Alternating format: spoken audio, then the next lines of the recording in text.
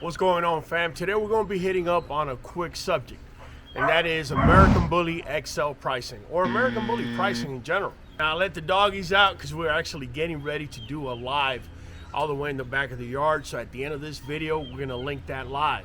Make sure to watch it all the way through, click on it, and check it out. So back to American Bully pricing. A lot of people want to know, hey, where does the pricing start? How does the dynamic work? How does the market determine the price? How? And in reality, I've actually made a video in the past talking about the relationship between the registry, the breeders, and the buyers. That dynamic usually consists of the registry establishing the standards, the breeders breeding to that standard, and then based on championship titles or even grand champion titles, then the prices of the dogs are determined. This is somewhat how it's supposed to work, how it usually works in the AKC. But I will say this, be cautious because it's not that way with all the breeds. Now the American Bully, as we all know, is not recognized by the AKC. The ABKC, which was established in 2004, was the main governing body for this breed for a very long time. Other registries came on board, such as the UKC, who used to recognize our dogs as pit bulls and then eventually made the switch to American Bullies. And then you have others that followed, such as BRC Global, USBR,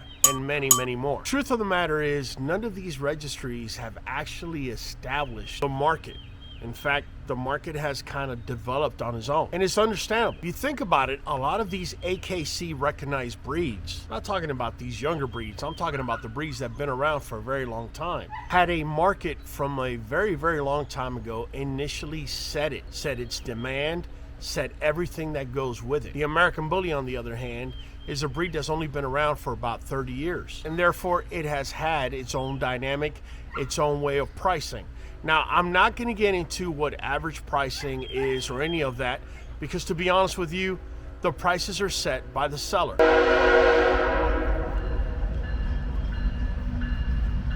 Gotta let it pass. So like I was saying, basically these other breeds were established, and therefore the dynamics that were at play at the time were different than, say, the American Bully. A lot of those breeds were also working breeds. For the dynamic you're gonna find on working breeds is totally different than, say, companion breed American Bullies. So enough of all that, let me get down to it. There's three types of categories of dogs, at least that's what we interpret. And that's your show quality, then your breed quality, and then your pet quality. And each one fits in a different category for a particular reason. Now, mind you, before I continue, I gotta disclose this. This is not a perfect science, because you're gonna be picking pups at 8 to 10 weeks if you're dealing with an ethical breeder.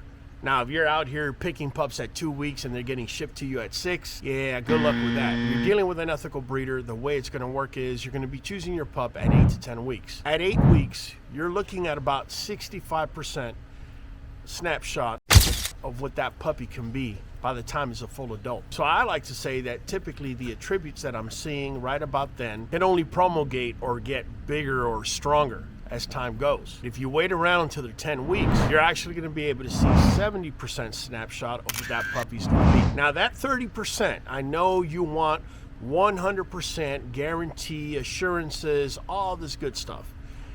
There's no one in this world that will be able to give that to you. No!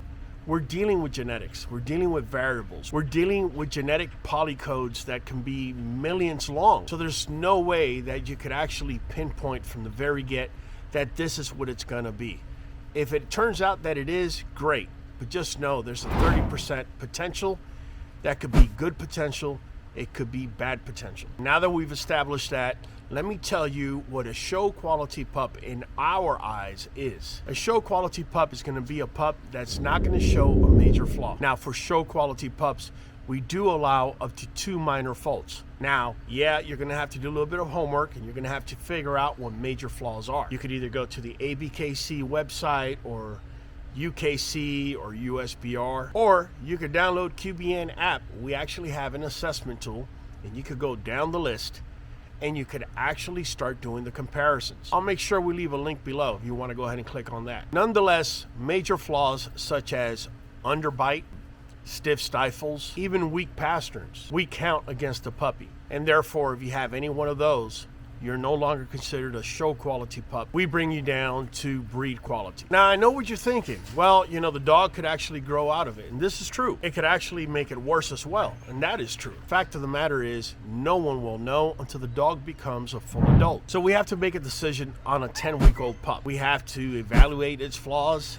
and if they are primary or major faults, then like I said, we bring them down in category. We've actually seen breed quality pups with one major flaw at 10 weeks actually end up being the best pup in the litter. But for the intensive purpose of calibration and having an idea of what's what, and you having an idea as to how much you want to pay, we've established these rules and we're sharing them with you. So if you have one major flaw, say you have a pup walking around and you know, his rear angulation is not the best and he's got a bit of a high rear, we're gonna go ahead and put him into the breed quality category because everything else is actually on point on that pup. We will allow up to 2 minor faults on that pup. So if that pup happens to have, say, a gay tail and he also has high rear, it's not the end of the world. Okay, gay tails are minor faults, they're not major faults. The next category up is actually pet quality, and that's where it can get a little tricky and a little complicated. This is why you need to know your breed standards, or at least have the assessment tool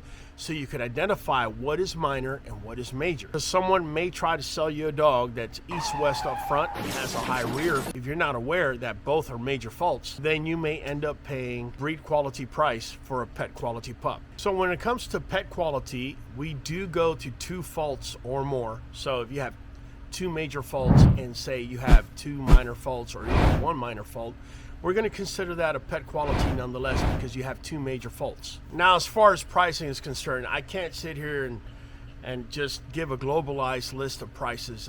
It's unrealistic. So I made a video a couple years back and we used $2,500 as an average benchmark. Fast forward to now and you're probably looking more at around $3,500 as an average benchmark. So if you're going to be paying, say, a top pick on a kennel whose average pups are going for around $3,500, you need to expect to pay somewhere around $1,000 to maybe even $1,500 more. And again, that's for a top 2 pick. Now, I've said in the past on a 10 pup litter, typically you're going to have 2 pups that are going to be show quality. You're going to have a great amount which are going to be middling of the pack, which is more of a breed quality, and then you may have one or two that may be pet quality. If we stick to that idea that I'm offering, then you would be able to pay up to $1,000 to $1,500 more for either a first pick female, first pick male, maybe even second pick male, second pick female. But again, guys, this comes down to the average price of that kennel, and no one has control of that except that kennel owner. But what you do have control over is having an idea of standards, having an idea of what you're looking for, having an idea what faults are. Because at the end of the day, you're going to get a lot of people out here, they're going to hype up their dogs, they're going to sell it to you. But if your dog ends up with 2 major flaws, everyone and their sister is going to know that your dog is pet quality. And then when you want to stud them or you want people to buy pups from you, that's where you're going to have a hard time. So it behooves you to do your homework, do your research, know that you're actually getting a dog with good structure. Good structure never goes out of style. I know there are some dogs out here in our community whose asking price are exorbitant, and they are, you know, huge dogs that have certain attributes that maybe no other dogs have. Guys, if that's what you like, go for it and get it. But if you're looking at this as something where you're going to be investing on the long run, where you're going to have facilities, where you're going to have dogs for the long term, then you want to actually get structure and know exactly what you're getting into. Just think about it for a minute. If you know standard, if you know flaws, nobody can BS you. In fact, if you know standards and you know flaws, you can actually talk that breeder to sell the dog for a lot less. Hey guys, that's it for my spiel. I hope I've been able to put your head on a swivel of sorts and give you an idea as to what to look for, what faults are. Nonetheless, make sure to click on this live as soon as we're done. It's been Raul from the Q, catching you on the next one. Let's go. Come on.